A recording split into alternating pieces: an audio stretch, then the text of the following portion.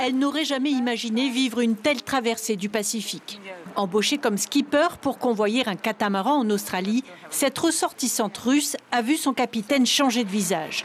Violent verbalement, il a fini par s'en prendre à elle physiquement. Il m'a attaqué sans crier cette fois. Il m'a foncé dessus et donné un coup de poing. Je lui ai répondu « Mais qu'est-ce qui ne va pas chez toi ?» La jeune femme a dû s'enfermer dans sa cabine plus de 10 jours, affamée et assoiffée jusqu'à Tahiti. Une nuit, je me suis allongée. J'ai commencé à voir les étoiles. J'ai perdu conscience. Quand je suis revenue à moi, j'ai eu peur de m'endormir à nouveau. J'ai eu peur de ne plus me réveiller.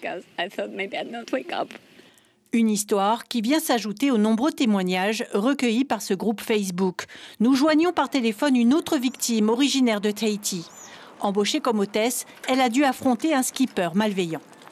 Quand on est rentré sur le bateau, j'ai senti qu'il était un peu, on va dire, entreprenant. Et la nuit, il a voulu rentrer par les deux portes. Il y avait deux portes que j'avais verrouillées, donc avant d'aller me coucher. Donc j'ai pas du tout dormi de la nuit.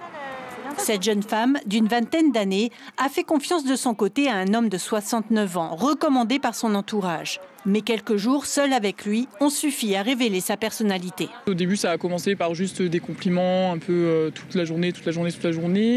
Et puis, ça a fini par carrément, j'ai envie de toi, j'ai envie de te caresser, de te toucher. Enfin, voilà quoi. Et on a même fait un cadeau, voilà, un petit peu, je sais pas trop si je peux le dire, mais bon, voilà, un cadeau très osé et complètement déplacé. J'ai eu peur pour vraiment mon intégrité physique, en fait.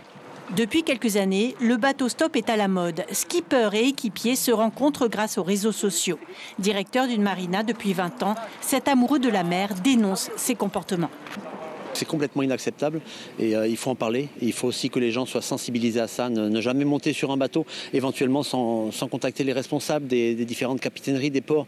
Allez voir mon ami Ken Vernoudon en ville, venez me voir ici à la marina, renseignez-vous sur les bateaux avant de monter à bord comme équipière. Renseignez-vous, c'est très important, votre sécurité est en jeu. Malheureusement, sur un millier de navigateurs qui sont très sains, qui sont très bien, on peut toujours avoir quelques loups au milieu.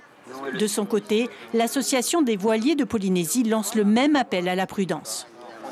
Moi, en tant que marin femme, j'aurais juste un conseil à donner à toutes les jeunes dames qui veulent partir à l'aventure sur les mers. C'est de ne pas oublier qu'un bateau, c'est un tout petit lieu, clos, qu'on part sur la mer, que la mer n'est pas forcément un milieu facile, qu'on va partir pour plusieurs semaines et qu'il n'y a pas moyen d'en partir. Reste une interrogation. Les skippers incriminés seront-ils inquiétés par la justice? Ces femmes déplorent une forme d'impunité et s'inquiètent de les voir repartir en mer avec de potentielles nouvelles victimes.